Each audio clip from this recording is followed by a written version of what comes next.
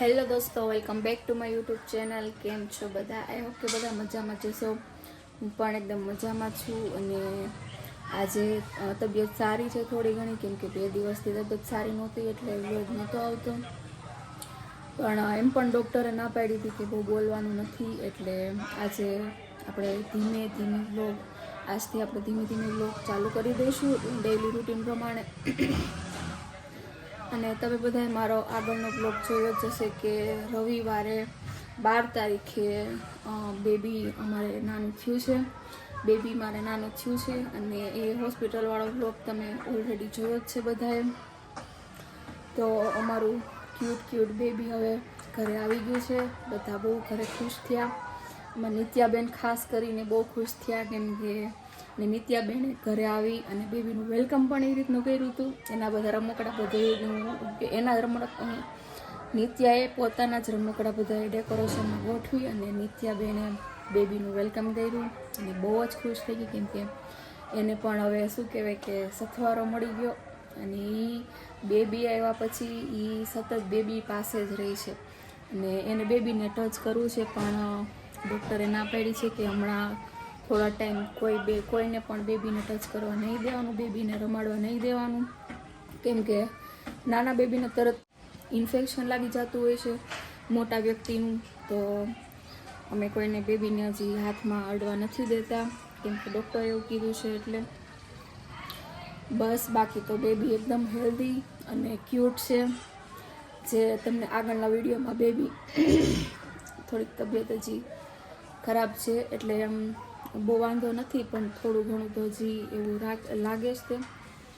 અને નરેશ અને નિત્યા બે ભાભીની રૂમમાં છે, કેમ કે ભાભીની રૂમમાં તડકો આવે એટલે બેબીને તડકે ઘડીક વાર શું કહેવાય કે રાખવું પડે, કે બેબીને તડકો આપવાથી બેબીને સારું રહે. તો અત્યારમાં સરસ મજાનો કૂણો તડકો છે ભાભીની રૂમમાં. તો નરેશ બેબીને લઈને ત્યાં બેઠા છે અને હમણાં ઘરમાં મમ્મીને અને ભાભીને કામ થોડુંક વધી ગયું છે, કેમ કે એક તો મારું ધ્યાન રાખવાનું, બીજા મતલબમાં કે બેબીની કેર કરવાની, કેમ કે હજી તો મને એટલું બધું ખ્યાલ ન હોય બેબીને કઈ રીતના રાખવું એ રીતના. તો ભાભી અને મમ્મી બધું મને શીખવાડે અને મોસ્ટ ઓફ જે કાંઈ બેબીને દવા પીવડાવવાની, ખવડાવવા પીવડાવવાનું એ બધું ભાભી અને મમ્મી જ કરે છે. અને ભાભી અને મમ્મી પણ મારું શું કહેવાય કે બહુ સારી રીતે ધ્યાન રાખે છે, બધું ટોટલ વસ્તુનું ધ્યાન રાખે છે. અને હમણાં ભાભીને પણ કામનો લોડ થોડોક વધી ગયો છે અને ઉપરથી પણ પ્રેગ્નન્ટ છે, પણ કાંઈ વાંધો નહીં. હવે થોડોક ટાઈમ છે પછી તો પાછું આપણે નોર્મલ થઈ જશું. તો બસ, આપણે હવે ડેઈલી વ્લોગ આવવા મળશે, એટલે તમે વ્લોગમાં કન્ટિન્યુ રહેજો અને બેબી શું કરે છે હું તમને બતાવું. ને ભાભીએ મારી રૂમ એકદમ મસ્ત ક્લીન કરી નાખી છે અત્યારે, સાફસૂફ કરી. ને નરેશ પણ આવી ગયા છે આપણી વચ્ચે. ગુડ મોર્નિંગ, જય શ્રી કૃષ્ણ. ગુડ મોર્નિંગ, જય શ્રી કૃષ્ણ. અમારે હવે ઘરમાં નિત્યા હતી અને એનો ભાઈ આવી ગયો, એટલે હરખ હમાતો જ નથી, સવારમાં જાગે નથી, બાવ બાવ બાવ કેટા કરે. તો તમને બ્લોગના માધ્યમથી બતાવીશું બે ભાઈઓની નાના મોટી મસ્તી અને ભાઈ બહેનની નાના મોટો બે કલબલાટ છે અમારા ઘરમાં. એકને સાના રાખી તો બીજું રો, બીજાને સાના રાખી તો ઓલી, એટલે એમાંથી ઉષા નથી આવતા. એટલે હમણાં તો થોડાક ઉજાગરા વધારે થઈ ગયા ને નિત્યાબેનને હરખ કંઈ હમાતો નથી. અમારે આખા ઘરને ઉછું લે, બાવ બાવ બાવ બાવ બાવ. તમે બ્લોગના માધ્યમથી જોશો જ તેમ. તો બસ આવી રીતે પ્રેમ સપોર્ટ આપતા રહેજો ને બ્લોગને વધુ દોસ્તો શેર કરજો. અને બેબી આવ્યા પછી તમારું મતલબ કેવું ફિલિંગ, તમને કેવી ફિલિંગ આવે છે? નહીં, બહુ સરસ. દ્વારકાવાની દયાથી અમારી ઘરે દેવ જેવો દીકરો થયો છે અને ખૂબ જ આનંદ છે. અને પહેલાં કોઈ દીકરો આવ્યો ખૂબ જ સારી વાત કહેવાય અને ખૂબ જ ગમ્યું અમને. દીકરો કે દીકરી એવું કાંઈ નથી, પણ એટલે આપણે દીકરો આવે કે દીકરી આવે, પણ શું કહેવાય કે બે અત્યારના યુગમાં બધું સરખું જ છે, દીકરો કે દીકરી બે. પણ કહેવાય ને કે આપણું સંતાન જ્યારે આવે પણ એ દીકરી હોય કે દીકરો હોય લાયકું જ હોય. એટલે દીકરો છે અમારે પહેલા ખોવા. તો થેન્ક યુ સો મચ ભગવાન કે તમે અમને પહેલા ખોવા દીકરો આપ્યો, અને બસ આવી જ રીતે આશીર્વાદ આપતા રહેજો કે અમારો પરિવાર હસતો ખેલતો રહે દોસ્તો, અને પ્રેમ સપોર્ટ આપતા રહેજો.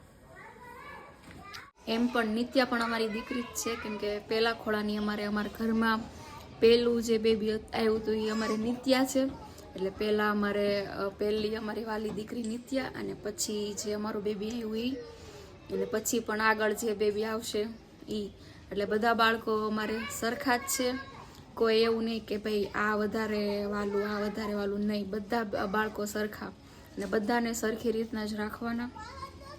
ને અત્યારે બધી ઘરની સાફ સફાઈ ચાલે છે, ભાભી સાફ સફાઈ કરે છે, કેમ કે હમણાં તો હું કંઈ કામ કરી શકું એમ નથી. મમ્મી છે એ નીચે કપડાં ધોવે છે, અને બેબીની મચ્છરદાની જે ઉપર મૂકી દીધી છે. અને આ મારો ખાટલો છે, સુવાવડનો ખાટલો, અને આ ટોપલી છે બેબીની. એમાં બધી બેબીનો સામાન છે, દવા ને એવું બધું છે આમાં બેબીનું. રૂમાલ હતો, અને આ મારું બેબી છે. ભાઈ ક્યાં છે?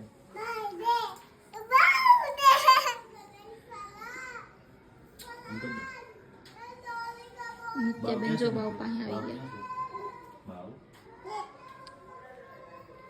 અમારા ભાભી જ છે જે બેબીનું વધારે ધ્યાન રાખે છે, કેમ કે હજી મને ખબર થોડી ઘણી ન પડતી હોય.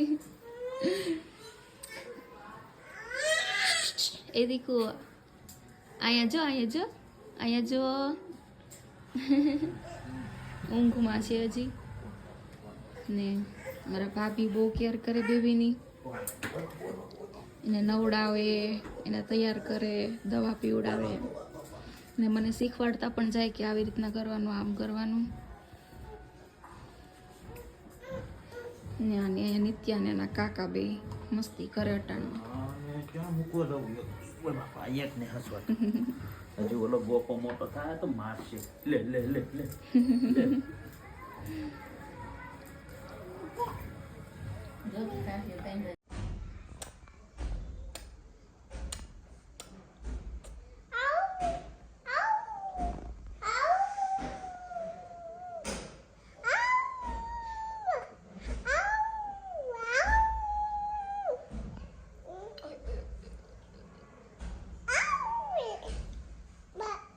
અડાઈને દીકરી બાવને અડાઈને હો ઈનો રમી હસી મને જો ઓલો હાથમાં કૂતાડતે.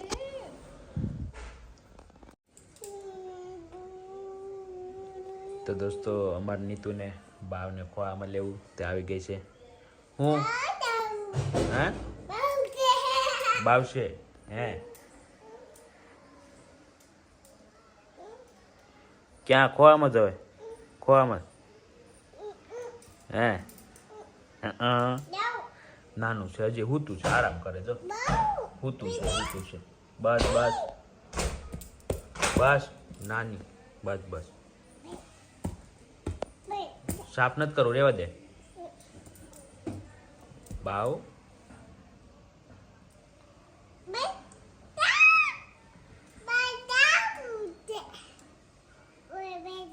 ખોવામાં જ એમ બાવ.